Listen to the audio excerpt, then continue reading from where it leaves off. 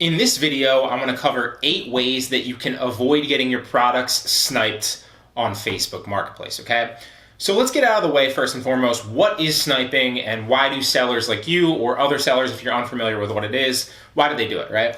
So sniping essentially is, when you're going out and you're listing products on, in this case, Facebook Marketplace, but this really applies to, other places like eBay or Mercari is one that this happens on a lot. You don't really see it too much on Poshmark because it's, the way that your closet's organized doesn't necessarily show you a lot of past sales, although I guess you technically could. But you do see it a lot on Facebook Marketplace, which is what we're specifically talking about here, right? So what happens is instead of listing products, and just taking guesses on products that you think would work, right? It's smarter to go out into actual Facebook Marketplace and find other sellers and other proven products that are already selling, right? And there's many different ways to do that. I've covered in other videos specifically, how to snipe products and many different methods on how you can do it, right? But all you need to know, if you're unfamiliar with it, is there are other sellers out there that are going to potentially do product research and take your best selling products from you, list them, and potentially undercut you, which obviously is going to steal your sales, okay? And, that's a reason that a lot of your best sellers might, come to a screeching halt, or you might not sell as much, okay? So that's what sniping is, and that's why other sellers do it.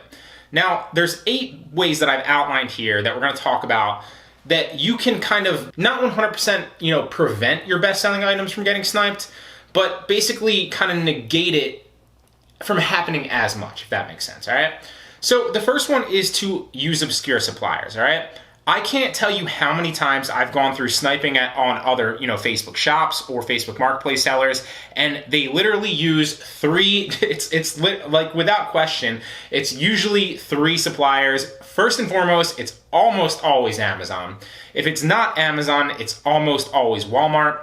If it's not Walmart, you see a lot of Home Depot, right? And then every once in a while, you'll see a seller that does do a little bit of eBay, but usually it's one of those, or maybe like 1 or 2, right? So if you snipe somebody and they're always listing Amazon, chances are the majority of their items are going to come from Amazon. And that makes it really, really easy to go find the rest of their items once you identify their supplier, right? Every once in a while, you'll see somebody that mixes and matches a bunch of them, but it doesn't happen frequently, right? And so one of the best ways that you can prevent your items from getting sniped or taken from you is use other obscure suppliers, right? If you're using something like Z-Drop, and Z-Drop's a software that I recommend, I don't even know honestly how many right now. So there's upwards of 60, maybe almost 70 suppliers on Z-Drop currently that software will pull from. Don't use Amazon, Walmart, Home Depot, or eBay, right? And if you do use them, because they're great suppliers, I still list from them, from time to time myself, right? Especially if I find somebody else's product and I'm sniping it, and then that product's from Amazon or eBay or Walmart or Home Depot or wherever, then I'm obviously listing it from there, right? Unless I can find a better price on that product somewhere else. But that's usually the only times I'll list from them specifically, right? And so if you go to any of these other suppliers and utilize them, it's not going to prevent people from sniping you, but it's really gonna, kind of negate that from happening a lot of times, because A, the other sellers will struggle to find those products a little bit more, and B, even if they do find those products, they won't be as likely to list from them because Amazon, Walmart, all those other ones are so easy to list from. You can get tax exempt super quickly and super easily, and so those are advantages that other sellers have, but you can play off those biases by listing somewhere else and other obscure suppliers, okay? I'm not saying don't use those other ones that, are the bread and butter, but I'm just saying start to experiment with other stores. It's going to help you find other better products that nobody else is really listing, and on top of that, it's going to prevent your best products from being sniped, okay? So moving on to number 2, if you're using an easy supplier, like the ones that I talked about, Amazon's, your Walmart's, your Home Depot's, your eBay's, change your title. It's really simple, okay? Because one of the easiest ways to snipe products when you find another seller or another shop is to just search the title, because most people don't change the title. It's super lazy. I understand it. You get in this thing because I used to list daily, so I get it. I no longer really list. I list occasionally when I have some time, but I have VAs that list for me. And so what I used to do when I would list, close to 100 or 150 products a day, you get lazy and you get used to the software doing all the work for you, and you rarely change the titles. Change the titles, it's gonna protect your best products from being sniped. Now you don't need to change it too much, because then you might struggle to find it in the search bar in your software, whether you're using ZDrop or FBM Fox or anything like that. But if you change it just slightly, right, and maybe you move some words around, then when somebody goes to search and reverse engineer that title, they're gonna struggle to find where you sourced it from, and they might not find it, or it might, take them a lot longer, and they'll kind of give up on it, essentially, is what I'm trying to say, right? And then you can still know in your mind, like, okay, you changed some of the words on a lot of your titles, but you don't need to search the entire title to find your actual product. Instead, you can just search like a few keywords and find it that way, okay? So change your titles. It will help you protect your products, okay? The next one is, if you're using an easy supplier again, don't just use the #1 stock image. So for example, let's use Amazon, right? For example, let's use this parrot remote, which is a teleprompter remote. Let's say that like the picture in the very first picture on Amazon is somebody like holding up the remote like this, right? That's the picture, right? And then you have other pictures that like go out in the listing. Don't use the first picture, okay? Because when somebody reverse engineers and tries to snipe your product, and they're looking for that actual product listing, whether it's on Amazon or any other place, they're looking for that image, right? So change the image, okay? And that's an easy way that you can protect your products from being sniped on Facebook. The next one is don't post in Facebook groups. I've talked about this so many other times, but I can't tell you how many people I've sniped just in Facebook groups alone, even if, so like this is another little caveat, this is another little bonus for you. I found that it's a lot easier to snipe shops, at least recently. You can definitely snipe personal profiles as well, don't get me wrong, but it's a lot easier to snipe shops because they give you like all the data, all the different nuances, and you can scroll through their products super easily, whereas on a personal profile, it's a little bit kind of like wonky in the way that you're able to sort through their products and see, so it's a lot easier that way. But so if somebody's posting in a Facebook group about their sales, or even if they're just in a Facebook group and they're constantly engaging and commenting, like there's nothing wrong with that necessarily, right? But it just makes you a potential target. It lets other people know that you are a drop shipper. And then what I could do if I was trying to reverse engineer it is I could go find your profile, which is not very, very hard, or go find you on Marketplace, which is not very, very hard. Or what I've been doing lately is like a lot of people will talk a big game about how they're crushing it in shops, right? And so what I've been doing lately that's been really easy is I'll go find that person's actual profile and I'll look at their likes, because generally speaking, most people like their actual brand that they've created to shop around, right? So for example, like let's say they named, this is a random example, but let's say they named like their shop like 0 products, right?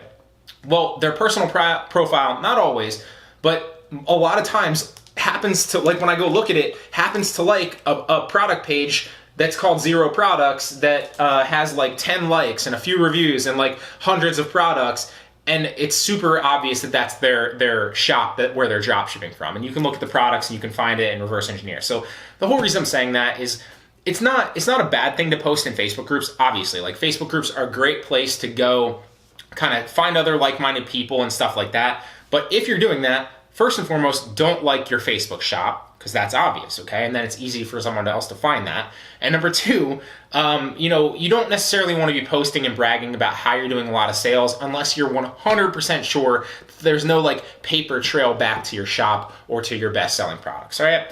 So, it's just a little tip. Hopefully you keep that in mind, all right? The next one is to use suppliers that don't integrate with software. So one of the things that I said is use obscure suppliers, and we've talked about how ZDrop has like, 60 or 70 suppliers on their website that it will literally copy like super quickly with. Well, the next one is to use suppliers that don't integrate with any software, right? So that means no ZDrop, that means no FBM Fox. There's a few other ones out there, but if you go where others are unwilling to go, then chances are nobody else will be finding those products. Nobody else will be drop shipping those products. So first and foremost, you won't have any competition on those products. So you won't have people constantly undercutting you. So if you do find a good selling product on those obscure websites, then it's gonna be a longer kind of runway essentially that you get to sell that product profitably, because chances are nobody else is gonna be listing that product, number 1. And number 2, on top of that, is you have exclusivity exclusivity on that, because yes, it might take a little bit more time, but nobody else is going to be competing with you. And also, if somebody goes to snipe you, they're not going to be able to find that product. And if they do find that product, and this has happened to me in the past, this is why I'm saying this, is like if I find somebody's listing from like a random website, I'm much less likely to list from that random website because I can't copy all the pictures, and it adds an extra step, right? It adds more friction to me posting that listing myself, okay? And so you can do the same thing. I've been testing this out recently. I haven't had too many products that have like really hit, but I do know the few products that have hit from these random websites. Chances are like nobody else is using software on those websites. I'm not using software on those websites. So like nobody else is going to snipe that product, and nobody's really competing with me on that product, okay? It's a really good long-term strategy. Again, you're not going to see like a super, efficient spike because you can't copy products super fast, but test it, play around with it. It's a good long-term strategy to protect your best-selling products, okay? And another thing that is like, I'm not saying like build your entire build your entire store this way. I'm not saying that, but you do want to play around and test some other, random websites, because you can find some really great suppliers with cheap prices that, even wholesale sites and stuff like that. I'm not saying you need to go that route, but like if you just find like a random site that doesn't have software with good prices and great products, you have exclusivity on those products, and that is a massive advantage on Facebook Marketplace or any of these sites realistically, not counting Amazon, because nobody else everybody is competing over here in the Amazon, Walmart, eBay pool, and you have like this massive blue ocean that you can not compete, but list products from, all right? So I'm talking in circles here. I hope that I got my point across here. I know exactly what I'm trying to say. Hopefully I articulated it well enough, all right?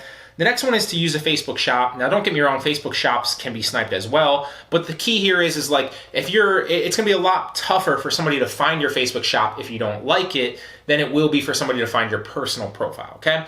And typically speaking, there's so many other reasons why you wanna open a shop, not just to protect your best-selling products. I still use them both. They're both still great, but I'm definitely moving towards shops more specifically, but I know there is that issue currently with like a lot of other people where their marketplaces were shut down on their shops, and that actually did happen to me on one of my shops. So like totally get it. If that's you, normal marketplace, at least for the time being, is definitely still a great option, and I'm still crushing it, especially now here in December, so you can as well, all right? And finally, the last one is to use review images. Now, this is mainly for the purpose of avoiding getting sniped. I personally don't think that it makes the listing look good when you use a review image, right? So like, I think it looks a lot better when you use like normal images that are on the listing. What I see a lot of people doing is they'll use all those images on the listing, and then they'll find a random review image and put that as the front one.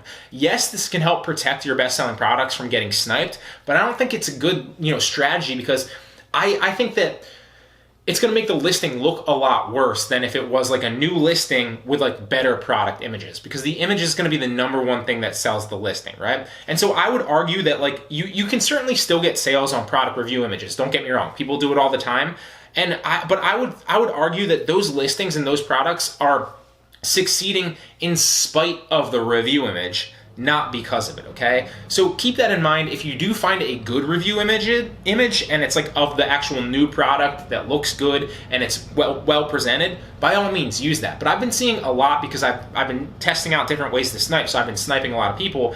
I've been seeing a lot of people use review images that look absolutely shitty, and then it just like kind of makes me think like, why are they using this shitty image? Is it just to avoid people from sniping them? Probably, but I would say that like that's not necessarily the best strategy, but only if you can find one that looks good, looks new, conveys the product and all the features well, then use that, okay? So those are 8 ways to avoid your best-selling products on Facebook Marketplace from getting sniped, all right?